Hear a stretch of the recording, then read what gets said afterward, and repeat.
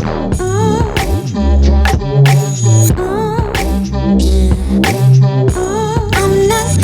and welcome back to another episode of the Provocative Podcast. All right, guys, so let me give you the intro for the week.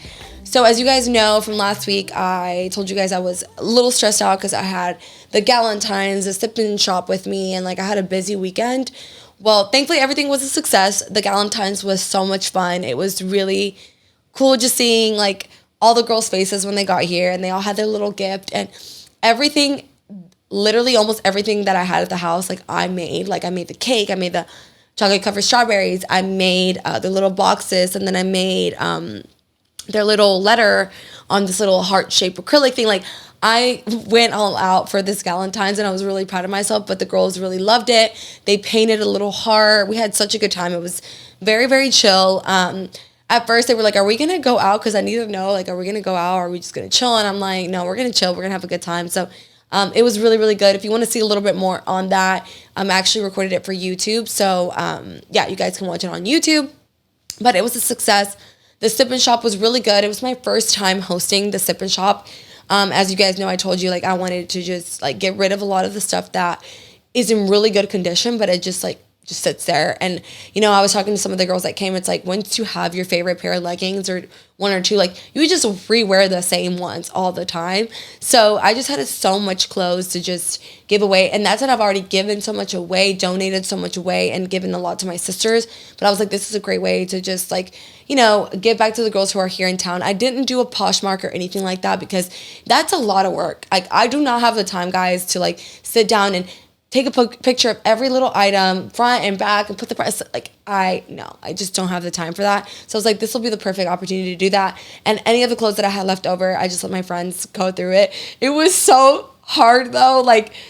When they were picking out, it hurts more with the dressy clothes because I don't know, I guess I have a memory with each piece of clothing. And I'm everything that they would grab, I'm I think I can use it again. I did not want to let it go. It was so hard, but I'm really happy that it's going to my closest friends, so they'll be able to wear it to go out and stuff. So, and they're always giving me a hard time because I'm always okay, we're going to go out. You guys have to dress nice. You can't be in gym clothes. So they're okay, this is perfect. So now I can have extra clothes when Jazzy wants to go out unexpectedly. Because for me, I always have clothes because obviously I make content and stuff, but I like to go out to eat. I like to go on dates and I like to dress up. So I always have in my closet, I always have 2 to 3 dresses with tags on them. And I'm not trying to say that oh, they're expensive. No, if there's a sale going on in my favorite store, I'm going to buy 2 or 3 dresses and have them because I know that I'm going to use them. Whereas my friends, they'll go shopping the same day that they need something. I can't do that. I used to be that person, but now with the content and everything, I need to have clothes on deck. So now they're understanding, okay, I need to have a few items of clothing in my closet in case Jazzy wants to go out. So overall, it was really, really fun just seeing them. And yeah, it was hard letting some pieces of clothing go, but it was a huge success. And then on Sunday, my good friend Suzette, she's been on the podcast before. She does makeup. She hosted a bridal class, and I was her model for that. And I was there for a few hours, and it went great. So had a very, very busy week, but overall really good. We also went to the movies to watch Knock at the Cabin. I believe that's what it's called. It wasn't as good as I thought it was going to be. I rated it a 5.5, 6 out of 10. I think Chris rated it a 6 out of 10, right? It wasn't, we went to watch it with our friends. We were so tired too. Most of the guys were already asleep watching the movie. Art was Brittany hit Art and was can you wake up? But it was good. It was between that or Megan, and I heard Megan sucked. So I was okay, let's just watch this one. And like I said, I give it a 6 out of 10. Definitely, it's not a must watch. So if you don't watch it, you're not missing out.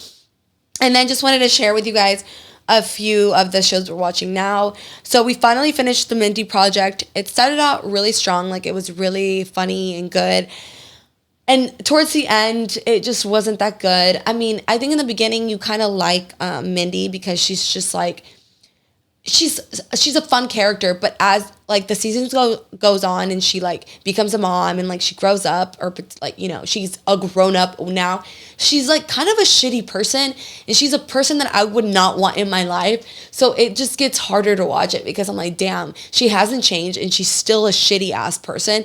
So Chris and I didn't really like the ending. The last 2 seasons just kind of felt rushed, but overall we liked it. In the beginning, we thought it was pretty funny. So I still would watch it again. And then we started You. Some of my friends have already finished it from the first day that it came out. We're only on the second episode of the last season. And the first episode was good. So we're going to keep watching that. And then we are down to the last episode. It comes out next week of Physical 100. If you've not watched that show, guys, it is so good.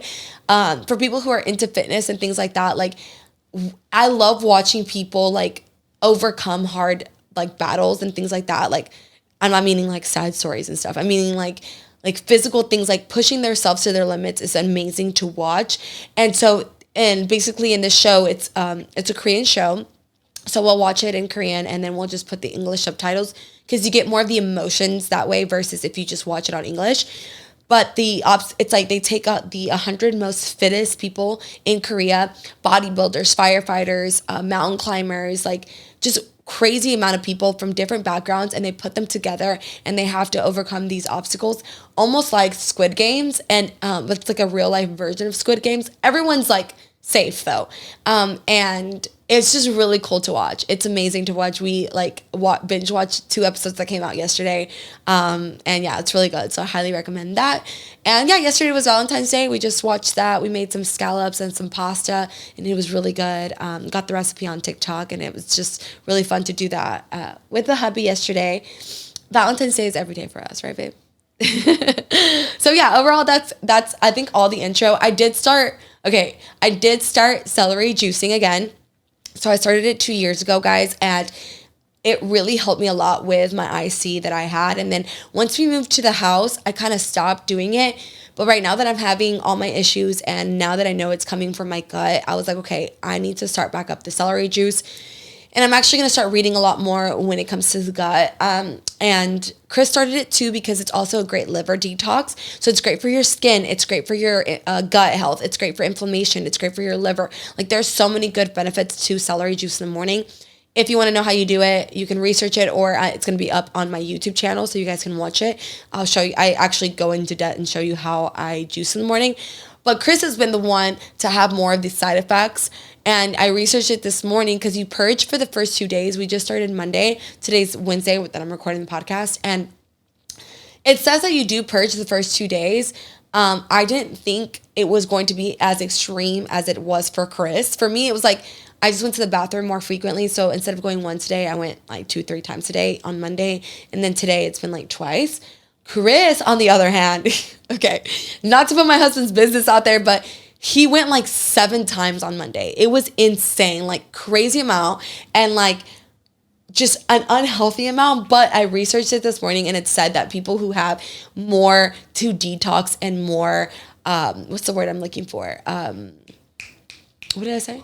Yeah, more toxins in your body, they'll purge. So he's going to keep it up though, because I think this is a good sign, meaning, okay, your liver needs to detox and we're on a good path. So just wanted to share that with you guys, and give you guys a little bit of intro of this past week. All right. So today's episode is going to be about binge eating. And as you guys remember, I asked you guys last week, if you didn't listen to the podcast, definitely go listen to that. But I was hoping that someone would come on and talk about their experience with binge eating, just because from my personal experience, I've never really dealt with that. I don't have the personal experience to get into that. I have overeaten, especially after prep and things like that. And even sometimes now, like, it's when you're really hungry, you tend to overeat. Sometimes I've dealt with, like, I think that's normal, but binge eating is a whole different extremity. So I wanted to have someone who's actually experienced it, gone through it, kind of share her struggles with us. So, as I mentioned, I was like, can you guys reach out if you guys have dealt with this? And Sara Brust, correct? Yes. She DM'd me. She's like, I'd love to come on and just kind of share my story. So I'm just so thankful for her. So thank you so much for coming on today. Yes, thank you for having me. I want to disclaim this right away too. I'm not an expert. I'm just sharing my personal experience with everything. But yeah, so I'm excited to hop on and talk about it. Yeah. So as she said, like, this is her journey, guys. And for the most part, I know that I don't have to say this to my listeners because you guys are amazing. But for all the people who listen to the first like few minutes clips or whatever, this is her journey. And obviously we're not medical experts. We are just sharing our experiences and what we've gone through to see if, because honestly, most of the time we women all deal with the same issues and we go through the same experience. So I'm sure a lot of you can resonate with her journey or with my journey. And so we're just here to give you guys as much help as we can from what we've gone through. So I know most of you guys are super supportive, but I still want to say that. So let's get right into it. Okay, Sarah, when did your binge eating start? Yeah, so I would say like from a very young age, I had probably too much of a focus on like food and my body. Okay. I feel like it's becoming a lot more like that these days, especially with social media being so like pronounced, especially for even younger and younger girls. Yeah. So for me, like I very much so started with like restricting my food a lot, and it got to a point where it was very severe.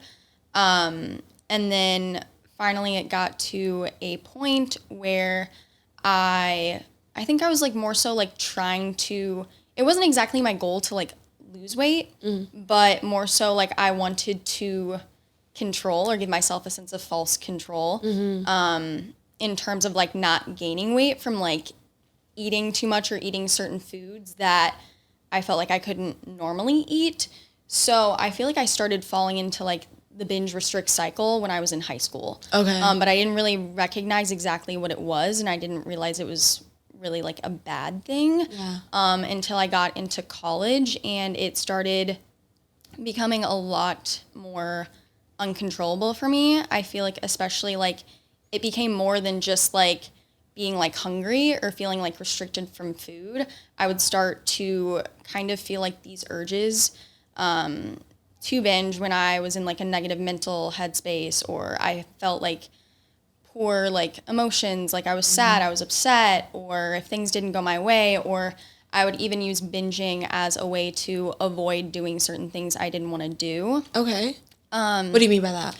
So like and it's going to sound silly too, but like even, for example, it could be a simple task like I keep putting off like washing my hair and self-tanning because it takes too long. So maybe I'll like start just like nervously going into my pantry and I feel like I can't stop.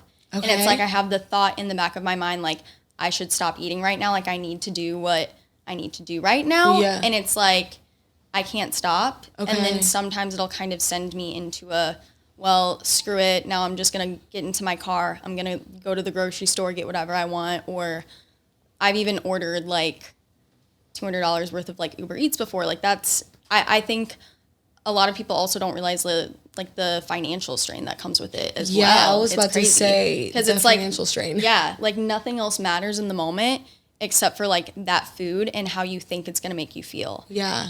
But then like afterwards you feel terrible. Yeah. So right now you're 24, correct? Yes. So you said that this started like mostly the restricted eating started in high school, right? Middle school, high school, yeah. So at that time, because you're a younger generation, well, like you're only 4 years younger, but still, during that time, was social media a thing, or what caused you to start restricted eating? Like, were you like, I don't know, was it sports, like being compared to cheerleaders, or like, what was it for you that was like, okay, I need to watch what I eat? Because for me, when I was in high school, like, we didn't have social media like we have now. Right. So I didn't know any better. I like ate what I wanted. I only didn't eat the junk food because my coaches would take it out of my hand. But I also didn't have a good relationship with food because I didn't want to get fat, but I still wanted to eat the foods that I like Pop-Tarts and stuff. And you didn't really, like, the knowledge that there is now about macros didn't exist when I was growing up. So what was it for you that was like, okay, I need to count my macros? Yeah. So it was more so like counting my calories. Like I would say from a young age, I had a very good understanding of like calories in, calories out. Okay. So it's like I almost felt like I found the cheat code to like hack the system in a way. But I would say like my restriction mostly like stemmed from like comparing myself to like my peers. Not to say like I've ever been like a larger person. Yeah. I've actually always been smaller, but it's like in my head I'm a very competitive person as well. So I feel like I was in a very like toxic like friend group at the time. And I remember there was one girl that we had some issues in our friend group, and she kind of made me feel inferior at times. So like my way to keep up with her, I guess, was to try to be like the like fastest runner and the like be able to be the most disciplined with like my food and everything else. For the most part. So basically like Mean Girls. Like in a way. Kind of, I guess. Okay. I think a lot of my early issues did stem from like comparison and feeling like I had to be better in a sense. And by me controlling my food, I felt like I was better. I guess. Yeah. Okay. No, that's very interesting. That's why I was wondering, because I'm like, for me, like I said, when I was in high school, I didn't really think about food like that. Like, I just didn't know much about calories in, calories out at all. And so what I would do is I would just not eat as much actual nutritious food because I wanted to eat the Oreos and I wanted to eat the cookies. Yeah. So I would have that, but I didn't ever go into like a binging cycle. Yeah. But you said yours didn't start until you were in college, correct? Like I would say like really bad in college. Okay. Yeah. Because you would restrict yourself and then you would get upset and then go binge, correct? Yeah. Okay. Or it's like, it kind of also got to the point where it's like, I felt like the binging was like the only time that I felt like de-stressed and like even though again afterwards obviously you have all of those like negative consequences from binging, but it's like in college when I was like stressed during the week, it's like, oh, I just want to like binge on the weekend and like not think about anything. And like I would even put off like social plans and like hanging out with people just so I could do that. Yeah. It literally gets to that point, and it's insane that you would put food and binging over people that you care about. Yeah. So what was your mind? Okay, let me go back because I'm asking so many good questions in my head. But okay, so when did you realize you had like a problem? Like this is a problem. Yeah. I would say when I started to really like try and hide it from like my roommate at the time in college and my mom, because it is an embarrassing thing and it's not normal. Mm-hmm. And I think once I finally like was like, okay, maybe it is weird that I'm like hiding these things and like hiding like, wrappers in the trash or like eating in my car secret, like just things like that. It's like, okay, maybe this isn't, a normal thing. Okay. And when you realized that, did you just keep hiding it? For a while. Yeah. Yeah. And then I feel like I finally like found some people that I could talk to about it and vent about it. And I feel like that's when I finally started to kind of do some more like personal development and deep diving into like why I do what I do and try to like mitigate those patterns, because it does become at a point where you need to kind of like rewire your brain and rewire those patterns. And like in full transparency, I'm still working on it. It's a lot better than it was in college. And even like this past year, I feel like I went through a time where I was, a lot better. I wasn't doing it. And then all it takes is like sometimes one really bad binge to send you back into like that position. Did anyone at the time, like your friend, like you said, your mom, did anyone notice? Did anyone ever like make comments like, hey, this is unhealthy? Or I mean, so my roommate in college noticed, but I think because of my body size, she didn't think it was as much of an issue as maybe it was. And also too, I was like at times very sneaky and hiding about when I would do it. And my mom, she definitely noticed and kind of had like some talks with, some tough love talks and everything else. And she did want me to like see a therapist at the time, which I'll be honest, I have not. I have seen a therapist in the past when I was in middle school / high school for like my other eating issues. And it's not that I don't believe in therapy, and I think that therapy can be a great thing. But without insurance, it is expensive. It's not guaranteed to work, and I think there's a lot of work that you can do on your own. And if you even find people in your life that you can like talk to, it can be very similar. I'm not saying that it's going to replace therapy at all. But yeah, for me, she kind of, put that out there because I think she had a harder time understanding. But so I'm from Indiana. Back in Indiana, I had met two of my close friends, and one of them actually deals with the same exact issues. Like she's the only person I've ever met where it's like, wow, like I really relate to like everything that you've said. I've done this, I've done that. And I think having her at the time was very helpful, still very helpful today. We don't live in the same state anymore. She actually lives in Florida now, but we'll still talk here and there and like check in on each other and just kind of be like, hey, you know, like, how are you doing with this? You know, and we do have a lot of like similar triggers and everything else. Okay. So I feel like she's been very helpful. That's great. I like the point that you said, and that's what I was wondering too. Because if you're watching on YouTube or even with the clips that you get to see, Sarah's a very petite girl. Like she's, you know, she has a great shape. And I was telling her the other day when I was talking to her, I was like, most people probably be like, and I know like this is just coming from a negative place, but some person might look at her and be like, this skinny bitch doesn't have issues, but you have no idea what that person's going through. So when you were like your friends, you know, she's like, oh, well, she's kind of thin. She's probably not going through this. When you would binge eat, would you put on weight, or is your body the type to where it just kind of took it in? Yeah, so I actually have I've gone up and down, I would say, between like a good 15-pound radius, honestly, between like going through years of just like fighting, like binging, restricting, having times of where I'm like, I'm okay. Yeah. So again, I'm gonna reiterate, like it's been an up and down battle for me. Yeah. But yeah, no, I'm not immune to putting on weight. Okay. But I feel like right now I've kind of been like, my goal would actually be to put on a little bit more weight, put on some muscle. Yeah. But I feel like with what I have gone through, it's really hard for me to feel like I have to be like on point in a way with my food. Yeah. To do that, I guess. Do you feel, did you feel like, was your binge eating more, I would say it was more on the emotional state than actually like the weight stage. And what I mean by that is when you would binge eat, your focus was more on feeling better versus the scale, correct? Like, would you wake up the next day and weigh yourself, or that wasn't even on your mind? Sometimes I would. Okay. Yeah, actually, because, no, I will admit, like, I've had issues with not even, like, thinking, like, honestly, sometimes if people will ask my weight, I'll lie and say higher. Okay. Which is, I know, I know. Really? Everyone wants to, I'm like 122.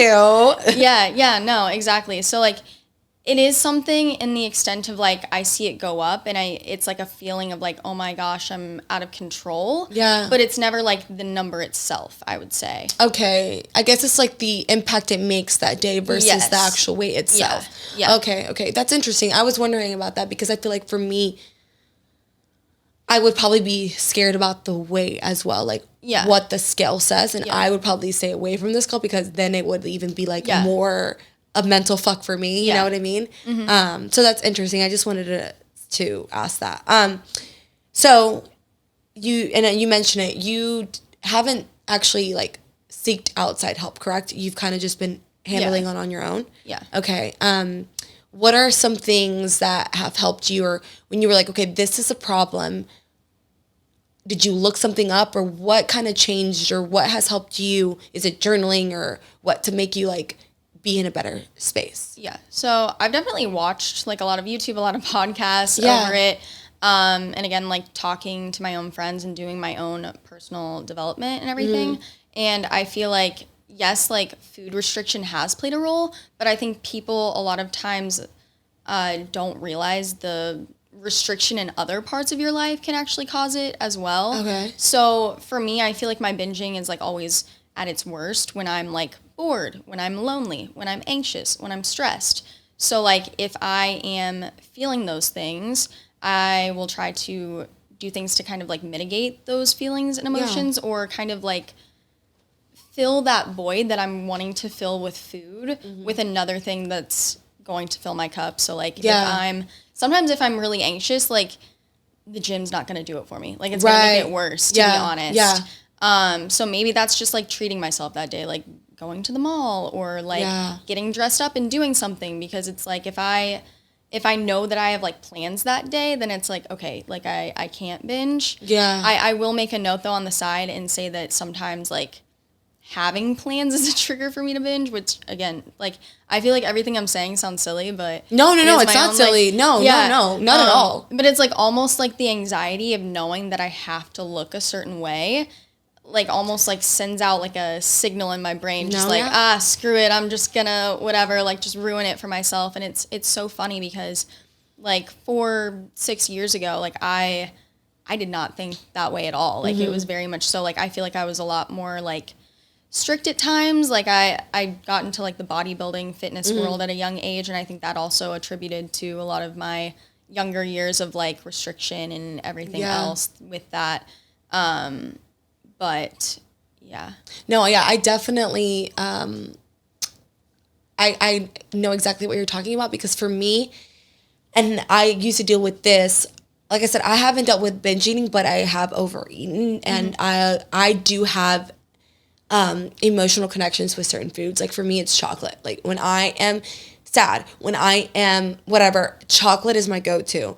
And so for me too, like if I used to be this way, if I had a shoot, or like you said, a place you have to go, like something you have to go, like sometimes it could help. Like you're like, okay, I have this shoot, so I'll be more careful, whatever.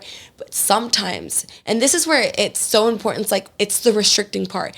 If you stress over it, if it becomes a stress factor in your life, I will start eating and be like, fuck it, like whatever, I'm just gonna have a burger. Or I'm just like, if I tell myself like, you have to be super strict, you can't have a burger, you can't go out to eat, you can't have pizza, then I start just being like, you know what, fuck it, whatever, I'm gonna have this. And then one day it turns into 2 days, and turns into 3 days, versus if I'm just like, well, I'm just gonna be cautious of what I eat, and then if I have a burger, so what, I had a burger, I might not have had the fries. When you're not so stress focused, it's so different. So I completely understand where you're coming from, because for me, if I put more focus, I used to be that a lot for expos. When I had an expo coming up, for when I would go with Ghost or whatever, if I put pressure on that expo, oh girl, it was like I went into a spiral. Versus if I'm like, you know what, fuck it, this pizza's not gonna make me look fat on this expo day, I would have like one slice of pizza and be like, fine. And I would wake up even better the next day. Like it was just like a fine thing. But the more stress that you put on yourself, it was like, it's the restricting part. The more you restrict yourself, the more your brain goes, you know what, like it's almost like what's the word, like a self-destructive mechanism. You're like, well, fuck it, I'm not gonna look good, so might as well like not do it. It's like a slippery slope from there, for sure. But so I think another tip going into that is like, do not restrict. Like I would say too, like don't let yourself get too hungry. So like I used to eat a lot smaller breakfast, and now I try and like make sure I'm more like satiated in the morning and that kind of thing. And, and that can at least like mitigate the binge. It doesn't always work depending on like my mental state that day. But I would say again, like it's gotten a lot better lately. Yeah, I feel the same way too. That's a really good point, because sometimes we're in a hurry in the morning, or we're like, you know, we're not going to have carbs in the morning, but it's so important to have a good breakfast size, because then you can go throughout the day and you're not as hungry, because you do tend to eat and overeat. I do when I'm like really hungry. And sometimes I'm like, I'm doing a better job of eating more throughout the day too, even if it's like a granola bar or something, because I'm like, if I leave this house and I only had egg whites and maybe like one toast, and I don't come home till like 4 p.m., 5 p.m., I'm going to be hangry and I'm going to be starving, and I'm going to eat things that I really don't want to eat. So I might as well take a protein bar or take something with me so that I can eat throughout the day, so I'm not as hungry when it's lunchtime or dinner time or whatever. I think that's a very, very important point. But I understand that it doesn't stop the binging sometimes. I'm sure it's an emotional thing as well. Okay, so you said that it's still something that you struggle with, correct? Yes. What are some of your triggers that you would say kind of like, what are your current triggers right now that you would say make you go into a binge? Yeah, so kind of like what I mentioned before, like the feelings of like loneliness, boredom, stress, anxiety.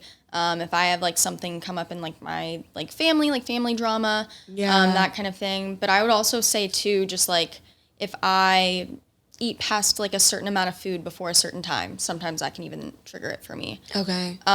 If I like I'm already just like not feeling good about myself that day, that could trigger it.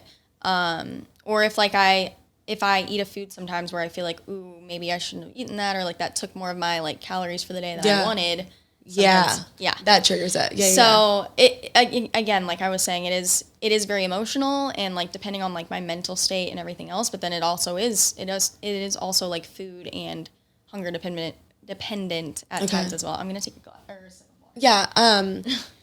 It's funny that she says that. So I've mentioned this before on the podcast, where for me, there's certain foods that, so when I think about my childhood and I think about memories, I think about food.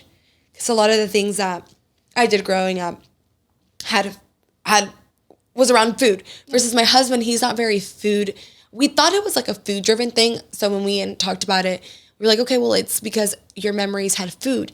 But I was listening to a podcast literally an hour ago, and this doctor comes on this podcast, and it's the Ed Millett Show. So highly recommend that you listen to this podcast. So she talks about how your gut health is so important when it comes to cravings.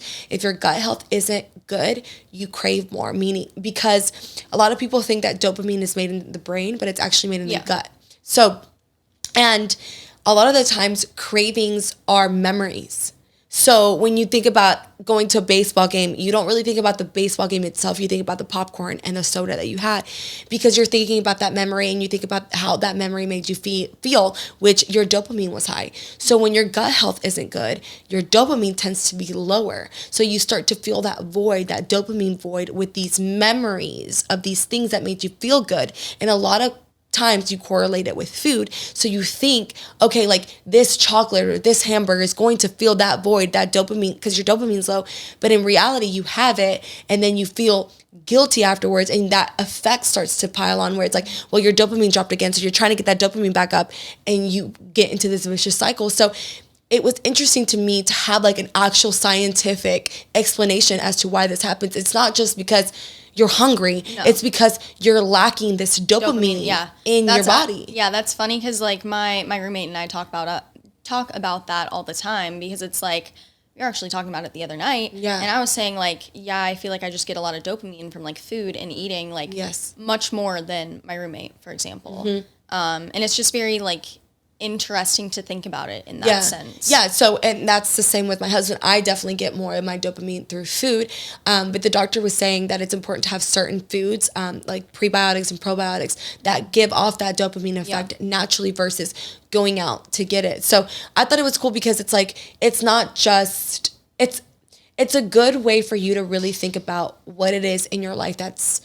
like you said, missing, because it is a lot of an emotional part, right? And it does take a lot of self-work on yourself to think about, like, why am I triggered? Like, why am I wanting this food? What in me is missing? And what can I do that doesn't involve food to fill up this void? Yeah. So when you have these triggers, do you always give into these triggers? Or is there something that you do to be like, okay, no, like, do you distract yourself with something, or how is it for you? Yeah, so most of the time, like, if, like, the urge to binge, like, comes on, it is, like, pretty strong. And, like, if I can fight it off, like, for the day, sometimes it'll still hit me the next morning because I just feel like in some ways when I'm, like, trying to put off the binge, it almost feels like it's, like, a mental restriction in a way. So then it's, again, it kind of, like, sets me off into, like, screw it mode. I just want to, like, go and whatever. Yeah. But I will say, for me, things that I can do to kind of, like, mitigate the binge is, like, again, like, call my friends or family. Okay. Going for walks can help. Not always, but they can help. If I'm already anxious, then, like... but, like, trying to, like, put on just something to, like, get my mind off of it. Maybe just, like, even leaving the house. Yeah.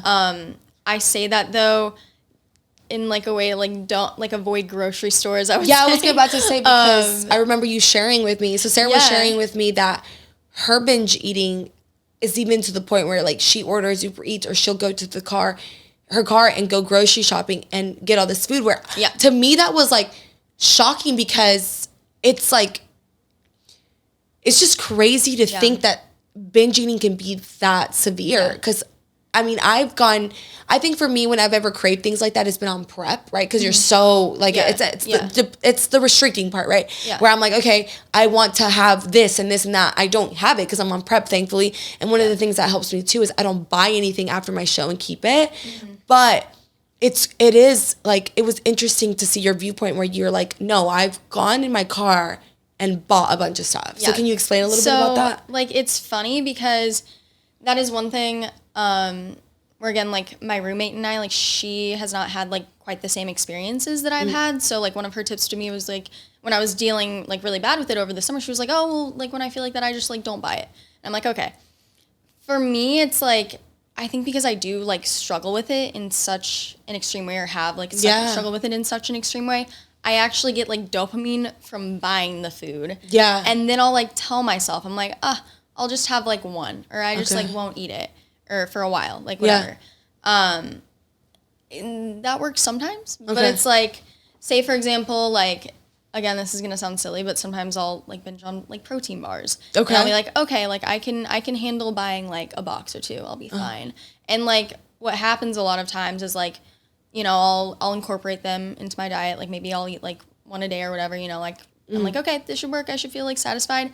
But it almost feels like whenever I eat one, it's like almost like a tease, because like I feel like the binging side of my brain, like it's like I almost don't feel like it's even worth it to eat it unless I can eat it in an ungodly amount. Which again, it sounds like super weird saying it out loud. I know, but like, so many people are going to be able to. And this is why I'm asking you this, because for me, the grocery store thing was never, I never thought about that, but I'm sure a lot of women are going to be able to resonate with you. And even that, what you just said about the protein bar, I think for me, you know, I got it from a younger age, because I think when I was really restricting myself during like college times, because I wanted to lose weight, I would go afterwards to like Krispy Kreme. They don't really have that here, but you know, like Krispy Kreme donuts. Yeah. And instead of one donut, I would have like 5 or 6 like at one time, to where I would feel so gross. Yeah. But my husband was like, okay, like you need to start thinking about food as when you feel like things like that, you just want to feel satisfied. You're not trying to feel full. And so when I changed my mentality that way, that really helped. But I understand that that's not something that everyone can just pick up right away. Yeah. You know, for you, it's like, and my next question was like, do you feel satisfied when you eat all these foods? Yeah, so that is a good question. And I want to say too that like, I feel like there was a time in college, like between high school and college, where I would say like I was in a pretty good like remission with binge eating, and I very much so had that like mindset, and that's kind of why I said earlier is like all it takes is like one really bad binge sometimes to just like send you back into that spiral. Yeah. Because like you go past the point of satisfaction. Like you might feel so stuffed, but then it's like almost that feeling of like feeling overly full. You know it's not going to pass for a while. You almost are just like, well, screw it. It's not going to go, like, it's not going to leave. I'm just going to keep eating. It's sometimes like the mindset. I know. That is so crazy. Yeah. Because right now after prep, I would eat, and I would overeat. I know I overate. Yeah. But I would stop. Like, well, I overate because like I would have a big bowl of like a poke bowl instead of eating like what I normally eat, like like stopping when I feel full. I would eat the whole poke bowl, right? Yeah. But obviously it didn't hit me until like 5 minutes after you feel really full. Well, I would stop because I was like, I can't even fit any more food because I'm so uncomfortable. So for you to tell me that you would be like, well, fuck it, I already feel uncomfortable, you would eat more. How would you sleep? Like, I'm like, would the pain not be like, yeah. Did you not feel a lot of stomach pain is my question? I mean, you feel like really full a lot of times on the days that I do binge. If I don't binge like early in the day, like sometimes I am able to like stop. Okay. And like if I have things like going on that day, which sounds crazy, like, oh, you're going to binge and then still like go out and I have to live my life. I have to do things. Yeah. And like that honestly has stopped me from a binge so many times where it's like I'll kind of like honestly just like overeat like maybe in the morning, and then it's like I have stuff to do later in the day, like that stopped me. But like other times it's like, okay, if I, for example, I'm like binging all day, I may not go to bed until like super, super late that night because it's like I'm working on the food digesting, and sometimes it's like still hard for me to like stop eating in those moments. Do you have bloating with that? Like how you said, like, you have to go and do things. So do you avoid wearing tight things or like, like we're talking like oversized t-shirts and like whatever. Yeah. Oh shit. I definitely struggle a lot with like body image when I'm like in those cycles. No, which I mean, I completely understand that. Yeah, and I will say it's been a while since it's been like really bad. So like thankfully I haven't, it hasn't been as much of an issue. But like I've had times where it's like I've had so much sugar and like I'm having like heart palpitations and like I can't sleep. I'm super bloated, and it's like even with those feelings, it's like sometimes I would still the next day do the same thing, and it's like I just felt like I physically could not stop. Yeah. Do you, during that time, do you deal with digestive issues? Like, oh yeah, 100%. I don't know like how I don't know how TMI I want to No, yeah, you don't yeah, but yeah, definitely. Yeah. And I'm sure like I mean everyone deals with bloating at some point. So do you take medication to help you with your digestive issues, or you kind of just let it pass? Yeah, I just let it pass. Okay. Yeah. No, I just think everything you're saying is so I'm just really grateful you're sharing your story, because I'm sure so many women are dealing with this or have dealt with it in the past. Yeah. I had a really good question to ask you. See, sometimes when I'm interviewing people, no, I'm like in my head, and I'm felt like in I the had something story. else to say earlier too, because it's like there's so much that I could like say on this, because I feel like I've been through so many like phases of it where it's kind of like changed and evolved, and I feel like anyone who has had like food or eating issues, like a lot of times you can be in remission like for a while, and it's like you can have something else come up, and then maybe it forms into something else, because I didn't start out like binge eating really, you know, so it kind of like evolved more into that. Okay. Now I remember. Okay. What kind of emotional toll does it take on you? Because I know like we were talking about how it usually comes on when you're feeling lonely or whatever. Yeah. What kind of emotional toll does it take on you after you binge eat? It makes you want guilty? Sorry, I didn't mean to cut you off. No, yeah. Yeah, I would say I feel guilty a lot of times. Like the next day, it's kind of hard for me to feel like motivated to get going and like continue doing things with my life. And I feel like I've gotten to a point now where it's like I try and wake up the next day and just treat it as a new day. And it's just like, okay, that was one day. I can get right back on track. It's not that big of a deal in the grand scheme of things. Like it's one day where I just really went off. But I have had times in the past where it turns into a week of that. Yeah, okay. And it's tough because like once you do have a really bad like day where you binge like all day, the next day like genuinely like it's very hard to do a lot of things. And it's like as someone who is like an avid gym goer and like wants to like hit my goals and like everything else, sometimes you don't feel like going to the gym because you're like, I feel like shit, I look like shit, like what's the point? Yeah. So yeah, it definitely takes like a mental toll. On you. Does it make social events harder too? Yeah, no, for sure. Because it's like anytime going into a social event before, I'm like anxious about like looking a certain way or like being around certain foods.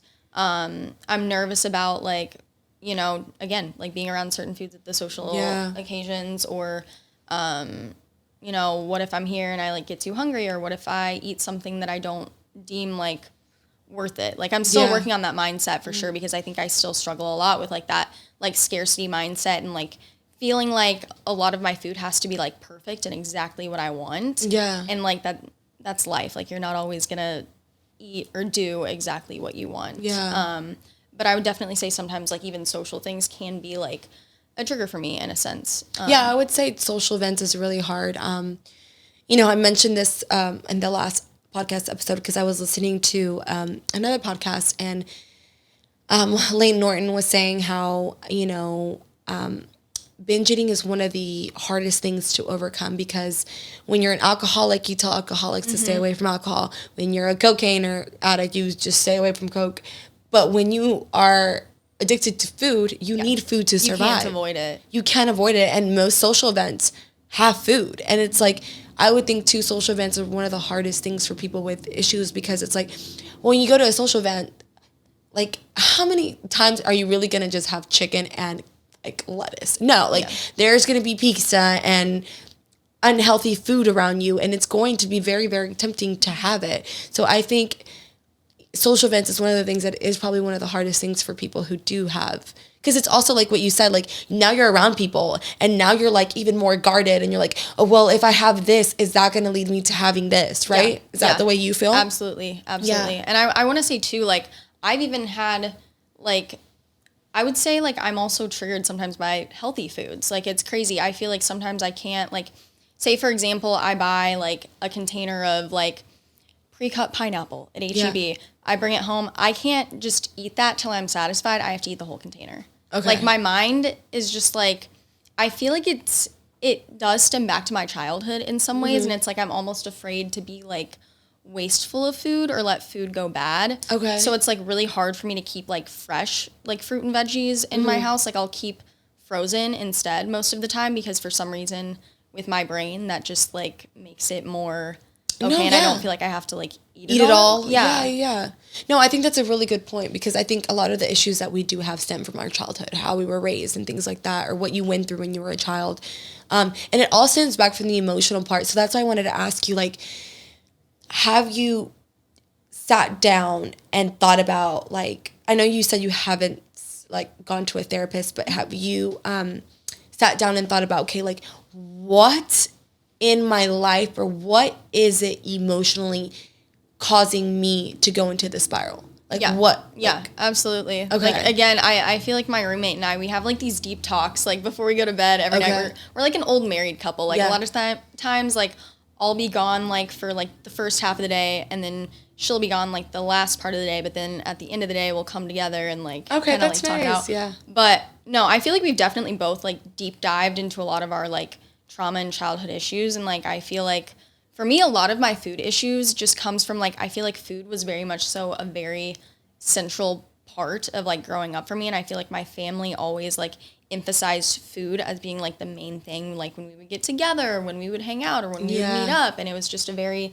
like I guess bonding and like comforting thing. So it's like now whenever I feel uncomfortable or I feel like I need to control a situation or control my life, I immediately just go to food. Yeah, no, I can resonate with that, and I understand that, because like the same, when I'm going through, I'm grateful I haven't dealt with binge eating, but when I do feel sad or whatever it is, emotional distress, I go to my chocolate, or but I can have one chocolate and I'm good and be okay. Like, I keep the mini size chocolates and I'm good. I know a lot of people could never have like the mini chocolates. I try sometimes, like I try to tell myself like, oh, I can be normal like this time. And again, like I feel like I've gotten to the point now where I actually had like my first binge in like 3 weeks this past weekend. Okay. And before that, like I feel like I was mostly more so like working with like overeating. Okay. For a while at least. But no, like for me, it's like if I have a bag of chocolates, like sometimes I can be okay. Yeah. And I can just have like one or two, fit it in, whatever, and be fine, move on. But if I have that bag of chocolates and maybe I've been fine up to a certain point, all it takes is, maybe I had a really difficult conversation Thursday morning with my mom about XYZ. Yeah. Maybe I'm like, I just want like a piece or two of chocolate, whatever. But then it just turns into, Yeah. Do you find that tracking your calories makes it worse? Do you track your calories now? Yes. So I actually do. I tried over the summer to stop for a stint of 2 weeks, but I actually felt like it made it worse in some ways. Really? I think, honestly, and some people might disagree with me, like, with what I'm saying. Everyone's different. Yeah, no, I just want to say, like, what works for me is what I'm still working on, what works for me, to be honest.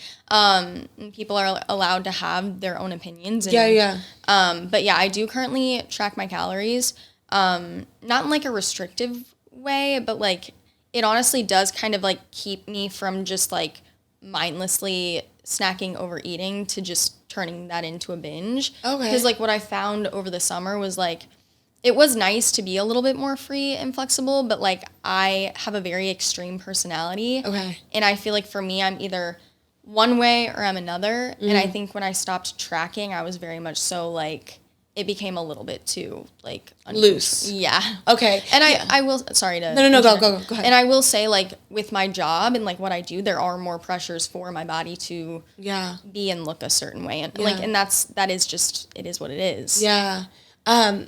That's very interesting, because I'm really extreme in certain ways, but I've had to really work on not being extreme with my physique and my food, because of, when I feel, for me, it's like when I feel more pressure, I don't perform well. So that's what I was wondering, because I think for me, I don't track calories. Like, I don't ever track my calories.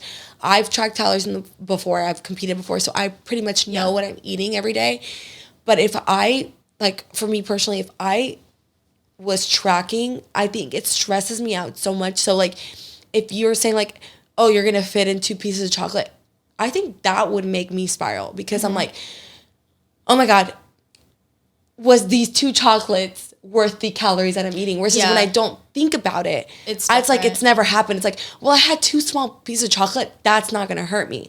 But if I track it, then I see, it, like, oh shit, it hurt me, and that would send me into a spiral. So it's crazy how everyone is different. I would say too, the way that I track is different than the way that most people track. So most people are very strict on like, oh, I have to hit like 300 grams of carbs, 50 grams of fat, like whatever. I don't do that. I also don't eat the exact same amount every day. So I kind of base it off of like my calorie average for the week. So a span of like 7 days.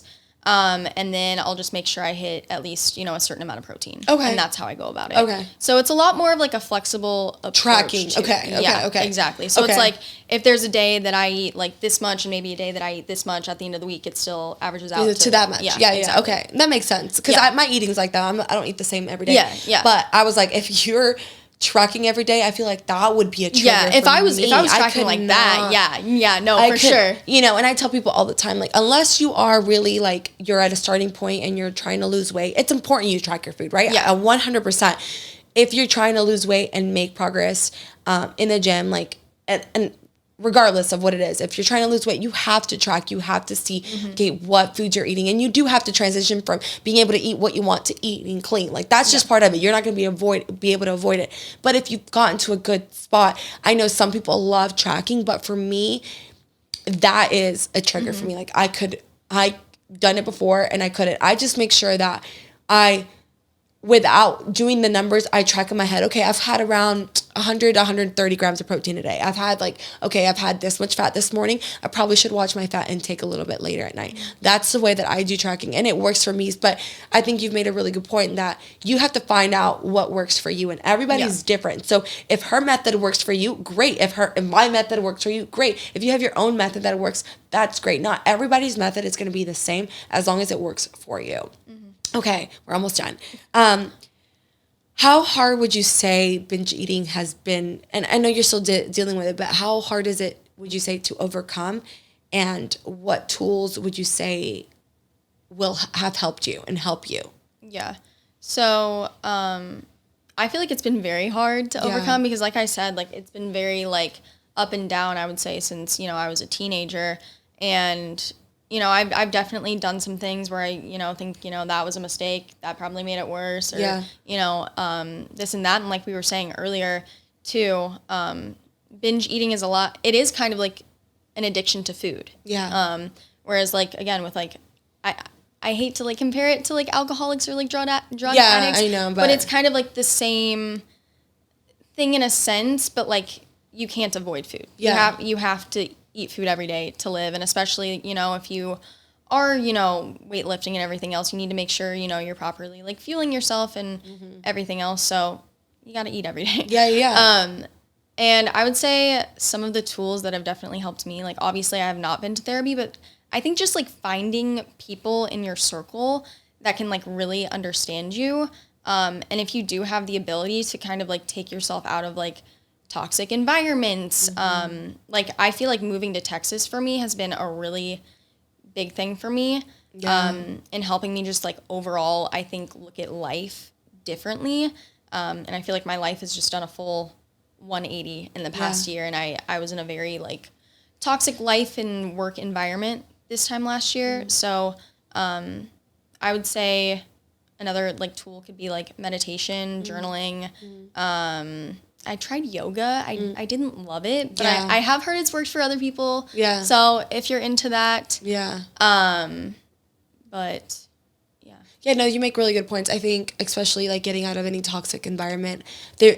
Moving to Texas for me was a whole game changer too. And some people deal with a lot of toxicity in their families, and not that the families, they don't love their families, is that sometimes family can cause a lot of strain and stress on you. Yeah. So just being a little bit farther away from that helps. Setting boundaries with people too, because I think all these things when it comes to triggers can be stress related too, right? So kind of taking away, okay, like if this is a trigger, let me put a boundary there. But yeah, I think you made a really good point. Just like surrounding yourself with people that understand you. And can kind of like watch your back and just like be like, hey, like, maybe you're, doing something that you shouldn't be doing right now. Obviously, that's not always going to stop someone that's already in that, like, state. Yeah. But it can be helpful, and kind of like what we were talking about too. If you genuinely like deep down know that you can't have a certain food in your house, like work on yourself first. And it might be one of those things, like for me, for example, like I really like, I'm trying to think of something. I like Reese's a lot. So it's like if I really want a Reese's, I know, maybe I should just go down to 7-Eleven, just get, one Reese's. Yeah. and just like enjoy it. And then it kind of like will keep me from eating like an entire bag if I have a whole bag of like the mini size or something like that. Yeah, I mean, I agree. I'm a big cookie person, okay? Yeah. The grocery store makes these little mini M&M ones, that whole thing. I'm like, I'm just going to have a cookie when I go out, because if I bring that whole thing home, I'm just going to eat 3 in the morning, 3 at night, again, 3 at lunch, like, and it's just not for me, like, it's not a binge thing for me, but it's like, okay, I don't want to be, at the end of the day, have eaten 10 cookies, it's not good for me. So I think that's really good too. Just if you want something, if you're out, just have it instead of bringing it back home, like bring a big amount back home where it might mess you up. I feel like Uber Eats has made it way too easy though to like have just everything at your fingertips. Yeah, so, like, I'm sure for that. Another, I think, good tip could be like, for example, if alcohol is a trigger for you. Yeah. This is hard because it's like you need Uber when you're like out. I was gonna say like delete your like food delivery apps if you're like, if drinking is a trigger for you, if you come back and maybe you like order food or something like that. Yeah. But I've heard that a lot of my clients, they actually say that that's one of their biggest struggles, that they go out to eat. Yeah. I mean, go out to dinner on Saturday and then go to the club or whatever and then come back home at 3 a.m. and then order food. And it's like, now they've ruined all this progress that they made during the week because they will literally go ham. And it's like, either you have to be really good about not over drinking at night, that's going to cause you to get to that state of mind where you're really drunk and you want that food. Just don't care. Or like you said, like you just really have to have the power of will to be like, I'm not going to order any food, or delete those apps so that you're not tempted to eat those food. Or even like surround yourself with people like, so for example, for me, my friends like to go out to eat afterwards. My husband doesn't really like to, so what will happen, he'll be like, let's just go home. And I'm like, he's like, if you're still hungry by the time we get home, we'll order something. 9 times out of 10, I'm usually so tired. Exactly. You just go to sleep. And I go to sleep. So he's a great help too. So like maybe having a friend that'll keep you accountable. We're like, okay, we're not going to eat when we go out or something like that. That actually helps too. Yeah. But drinking is a trigger for some other people too. Well, and I feel like even too, just like being hungover the next day sometimes is a trigger for me, because it's like you already feel lazy. You're already like in that state where like all of your like serotonin and dopamine is just like low from drinking, and then it's like you just feel lazy, so you're just like I'm just gonna eat whatever today. But I think you've made really good points, and like we talked about the example that I gave with like alcohol and drug addicts and stuff like that. I know that those are in different categories, guys, but you also have to understand, for the people who will be negative, like binge eating is also an issue, and it's not something that it's like, well, I just like to eat. There's a difference between I just like to eat or I like food to where you have an actual problem with binge eating. So it's two different things. And I really like that Lane Norton, he's a fucking scientist, okay? He was like, that is one of the hardest things for people to overcome, because you cannot tell people to just stop eating. So that's what I mean by that. Please don't be like, oh my God, she's comparing eating to alcoholism, because it's not that. It's that binge eating in itself, it's a whole different animal. And for people, if you have family members or people who have gone through this, or you haven't even noticed that they have an issue and you've probably thought it's like, oh, they just overeat, they might have an issue. So actually like reach out to them and take out that judgment that you may have. Instead, be like, how can I help you? What are things that I can do to help you? Yeah, because I feel like a lot of times too, binge eaters, they will do it like in private. Like, because it's an embarrassing thing. Like I will even admit, like I was a little nervous going on this podcast talking about it, because it is something that is embarrassing to talk about. Like I've even been in like parking lots before, just like chowing down on like an entire box of donuts, like just looking around, see if people are going to see me in my car. Yeah. But it's like in that moment, it's like, it doesn't even like matter. No, and then it's like you look back and you're like, why did I do that? Yeah. Like it's so crazy. I actually had a few moments like that during my prep 3 years, because I prepped in 2020 3 years ago, where, because my restriction with my prep that time was so much, it was like like whole extreme.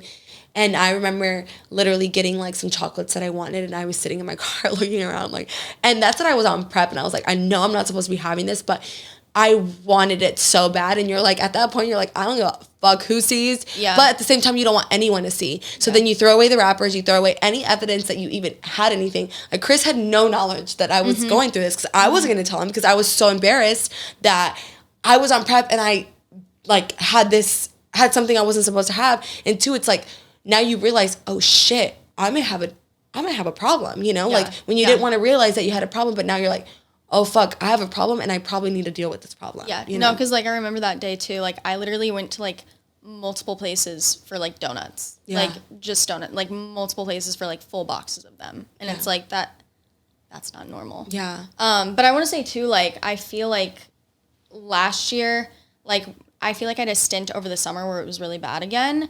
And like I said, I am up about like 15 pounds up from like that really low point. Okay. And I wish I could say all of that was like healthy weight gain, but like I will say a lot of that was like binging and full transparency. And like before that time, like I did, obviously what got me to that low point was I was working kind of like what I said, I was in a very like toxic like place. I was working a job I hated. I just did not like my life at all. So what I started to do was I started to restrict my food a lot and just go ham on exercise like during the week. And then on the weekends I would still binge, but I was still, I guess, in a deficit from the week prior. So then I just got super small. Yeah. That's crazy to think about. Yeah. Okay. So before we close, I have the last question. What advice would you give other women or guys who are dealing with it?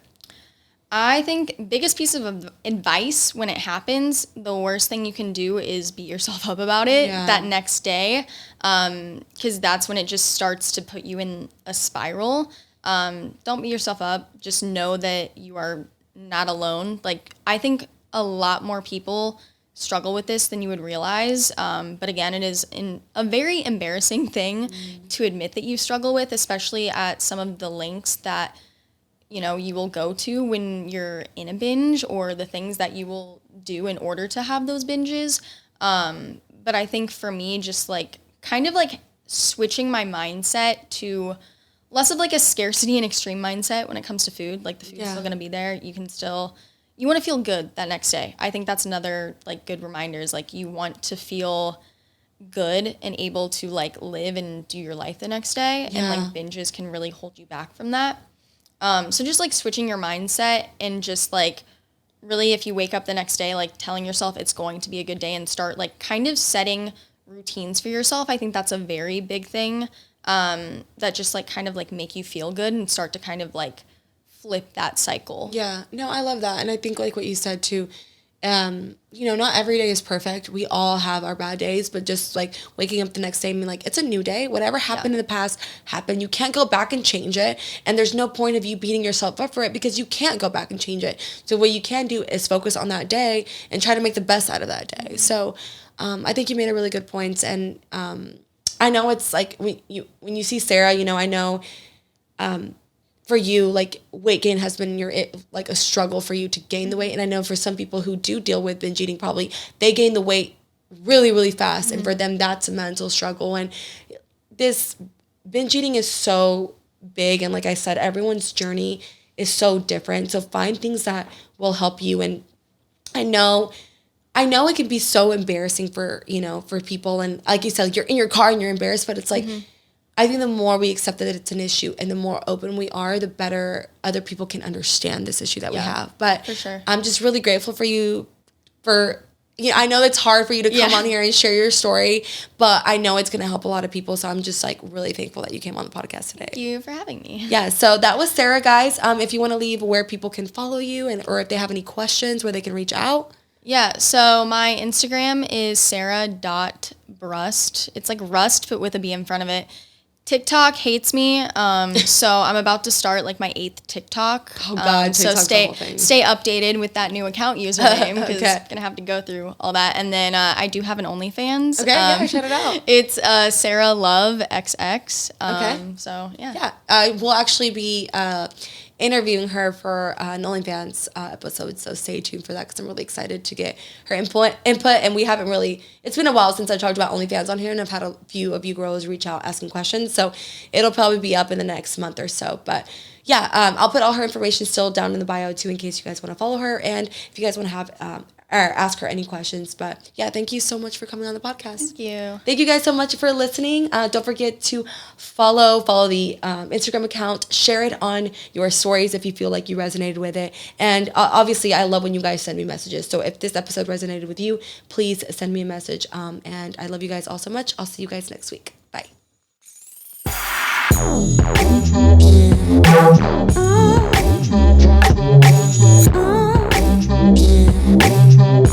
I'm not gonna be there for you, 'cause you were never there for me.